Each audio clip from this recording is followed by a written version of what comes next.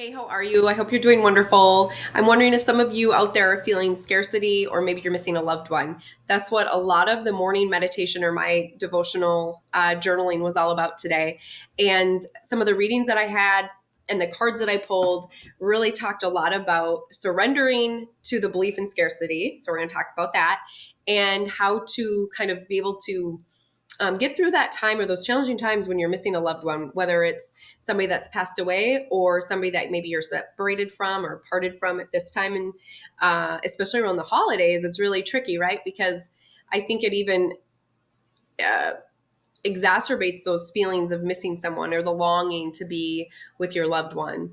Whether, like I said, whether they passed or you're just separated because of distance. So let's dive into it. I want to share first the surrender card, and then again, apply this to whatever situation you're feeling scarce in. So I have mentioned to you all before that I really love my life and I'm doing great on the career side, the financial side, of course, most importantly for me, family and friends. I love what I have there in my life.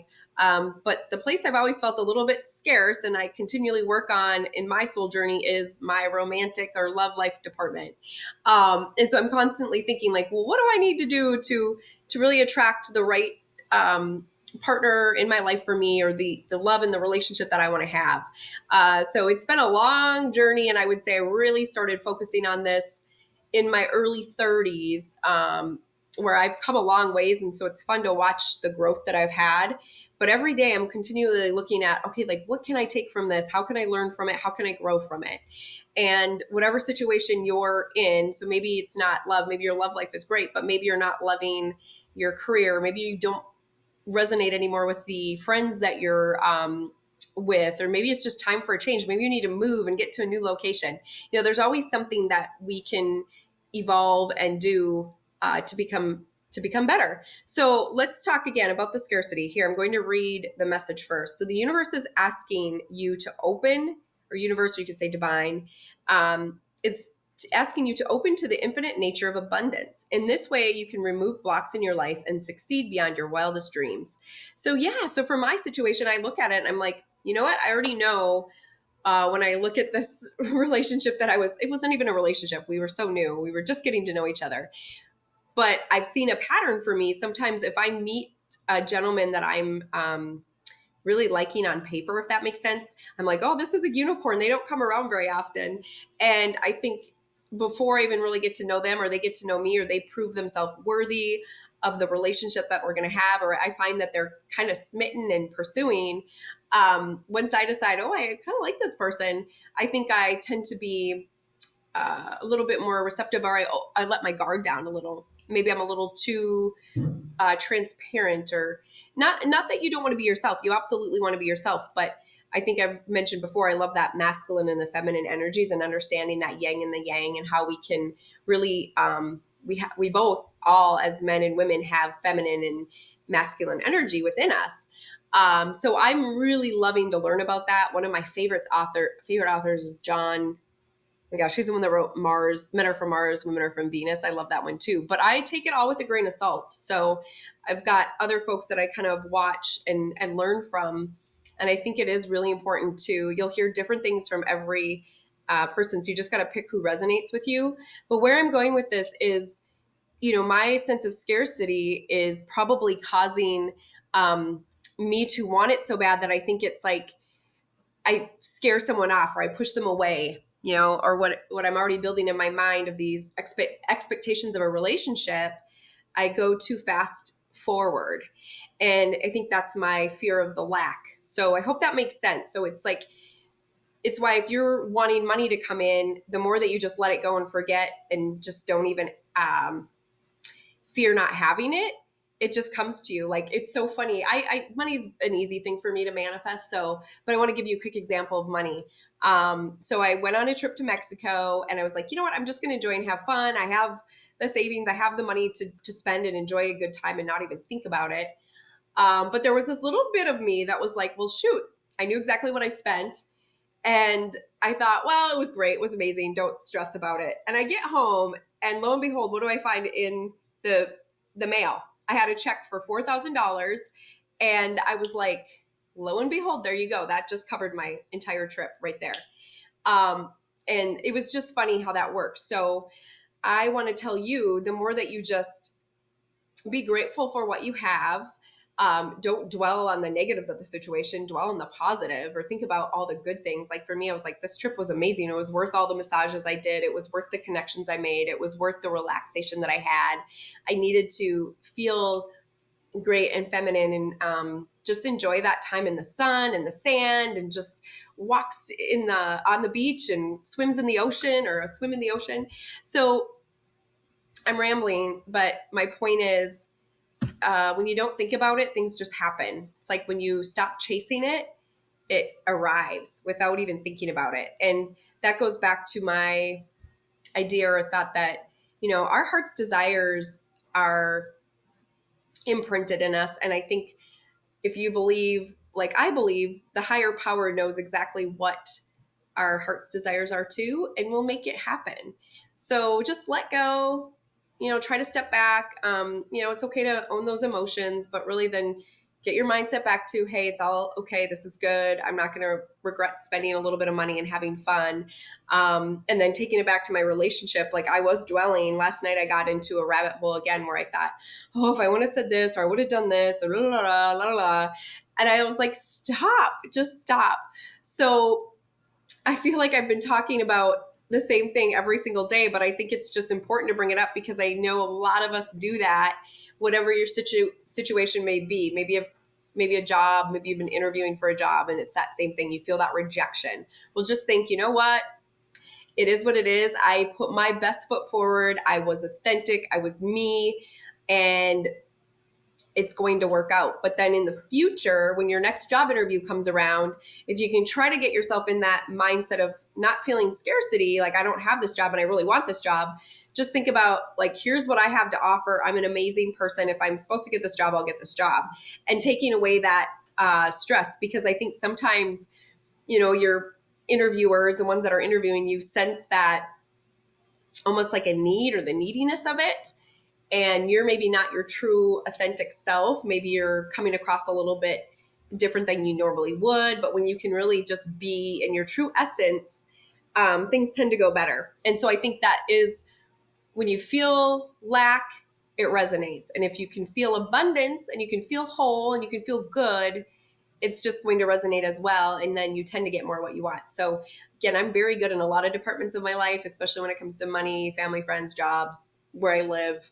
I follow my intuition. I'm one that if I hear something in my gut or feel something in my gut, I go for it. And I take the chance at it. Right.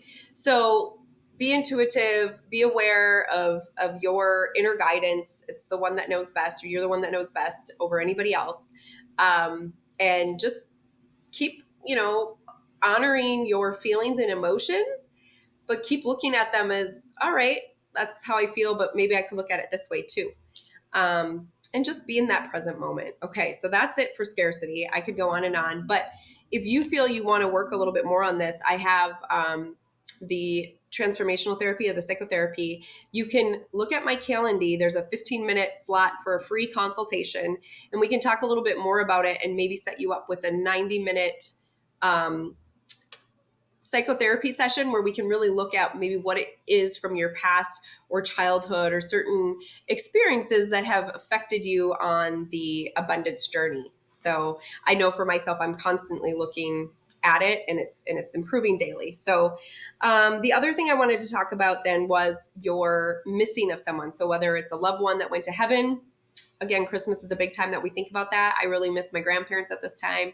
My grandma Ellen, her namesake, Christmas was really special for her, and she made our Christmases special with Christmas cookies, and Christmas Eve she always spent with our family. And so the thing I loved about my grandma Ellen is her voice. She was usually a little off tune, which I know I can be that way too, but I loved it because she would just sing with pure joy, and it didn't matter that she was off tune because you could just hear the pure joy in her voice. And so I do really miss her, especially this time of year. But I'm sure you have somebody you're thinking about, and it's great to be, honoring the memory of them, or even maybe your loss is thinking what would have been, especially for you wonderful parents that have lost a baby or maybe had a miscarriage or lost a child through health concern or a tragic event. I'm so sorry for your loss. That can be really tricky, right? Because you're thinking, oh, they passed away maybe when they were 4 and it's been 4 years. And now you're like, they would be 8 and they would be doing this. Now they would be 12 and, now they'd be 22 and maybe would be, at their graduation. Those are the type of emotions that can come up. And so I want you to own those emotions, um, and think about the memories and feel that. And then just know that it's all going to be okay. And I know that's probably easier said than done, but in that present moment, you do have to kind of go through the grieving and the loss of it, and the maybe loss of what would have been. But then just know that it's okay and your loved one is well taken care of in heaven. I got a message from Archangel Azrael. She said, your loved ones in heaven are doing fine. Let go of worries and know of their love and blessings. So I hope that gives you some comfort if you're going through a loss right now. And if they are just far away, maybe they haven't departed on the physical world or they haven't ascended into heaven. Just know that you are always connected through spirit. So I hope that helps. The other thing, I'm going to wrap it up because it's already 11 minutes in. I had spoke to a dear friend last night, and we were just talking, and she's like, "Have you ever read the Four Agreements?" I'm like, yes, I love that book. And I thought, you know what? I actually have cards based on the Four Agreements. I'm going to read what the Four Agreements are. If you know them, you know them, but it's always a good reminder. And if you don't, take a listen here. One of the first one is don't make assumptions. That's number one agreement. Number two is don't take anything personally. And that's actually what made her bring it up. And that's another story for another day. But yeah, don't take anything personally. Always do your best is the third agreement. And the fourth and final is be impeccable with your words. So if you go to the assumptions, I'm going to just kind of read over the message for assumptions today. Relinquish the need to change others. So real love is accepting other people the way they are without trying to change them. If we try to change them, this means that we don't really like them. It is easier to find someone who is already the way you want him or her to be instead of trying to change that person.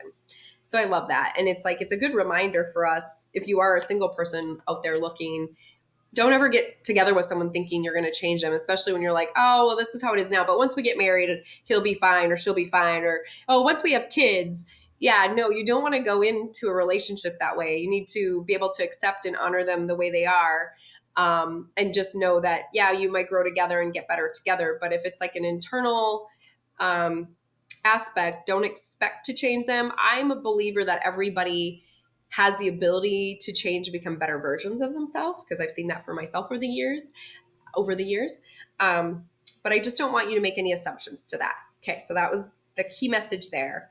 Now, when we go to the assumption of don't take anything personally, you want to release self-judgment. So I know for me, I've been doing that a lot, like judging my actions and my words and what I did. And that just can cause you a lot of pain that's not needed. So here's your thought on this. Even the opinions you have about yourself are not necessarily true. Therefore, you don't need to take whatever you hear in your own mind personally. So I loved this because I'm like, yeah, sometimes we can be our best friends or worst enemy. And in the last couple of days, I've been probably more of a negative Nelly than a positive friend. Like I wouldn't give some of the advice I'm giving to myself to a friend out there. So again, I'm going to read that again. Relieve self-judgment. Be good to yourself. Love yourself. Stop being so critical to others, but most importantly, yourself. And then always do your best. So that's our third effort or third agreement. Always do your best. Do your best because you want to, right? So I think a lot of us tend to do things because we feel we should. I know I'm very guilty of that. I'm like, well, I should really go and make them feel good. But I'm like, is it really what I want to do? So stop to think about it. I mean, there's certain times like, yes, if you're in a relationship, friends, spouse, kids, you're going to do things because you love that person and you make those sacrifices for somebody you love. But if there is a time and a place where you're just doing it to do it, you got to really look at it. What are your reasonings? So you do your best when you are enjoying the action of doing it in a way that you will not have to have negative repercussions for you, or that won't have negative repercussions. So let me keep going. Sorry, it's probably not making the most sense how I'm reading this. You do your best because you want to do it, not because you have to do it. not because you were trying to please the judge, and not because you were trying to please other people. So it really goes back to, are you doing it because you want to do it? Are you doing it because you feel that you are trying to people please, or you're worried about what somebody else is going to think? So really think about that. And then be impeccable with your words. So speak with integrity. And I love this. And so one of the things, when I'm thinking about not taking anything personally, what I was judging myself for was being authentically honest with this guy I was dating, saying, hey, I thought things were really going great the first few weeks or a couple weeks. And now I feel like things maybe aren't progressing like I'd like. Again, probably could have bit my tongue. The feminine energy would have been quiet and just done my thing and focused on my amazing life that I have. But the masculine pursuer in me felt like I wanted to fix it. It's like that the fixing energy is very masculine. So I, again, judging myself about trying to fix things. But why I felt that was important was I was speaking with integrity. But sometimes I think we just need to stop and step back and really think a little bit more about our actions. So, and the outcomes maybe that we want. So, but also being true and authentic to ourselves. So here you go. The message here is say only what you mean. Avoid using the word to speak against yourself or to gossip about others. Use the power of your word in the direction of truth and love. So I love that. That's simple, right? And I think the older I get, the better I get about that too, is being less of a gossiper, being more encouraging. If I don't have something good to say, why say it, right? All right. So our final closing here. Oh my gosh, I'm 16 minutes in. All right, this is a long one today. We'll see. If you're still here, thank you. That means the world to me. So something that you can reflect on today, and your question is, how can I improve? How can I improve the lives of others today? What can I do to make my light shine brighter? So yeah, this is kind of against some of the things I read today, where I'm like really focused on you and doing less of what others need you to do. But I think it is important too around the holidays. How can you be a light? How can you bring, maybe somebody is grieving the loss of a loved one. What can you do to help them? Maybe somebody is feeling that sense of scarcity. Maybe you volunteer at the soup kitchen. Whatever it is that can make you help others, do it. So yeah, shine bright. Don't let your light uh, dim, or don't, how would you say that? Don't cover your light. So here's your affirmation. I am a ray of light in a neutral world. I am a ray of light in a neutral world. And I really think, we know there's a lot going on this day and age. And we just need to be more of that light and love. So sending you so much, I guess, comfort and knowing that all is going to be okay. There's so much abundance out there. Don't let yourself be in a scarcity mindset. Know that everything happens for a reason and the best is yet to come. All right. Sending you all so much love, and I will see you tomorrow.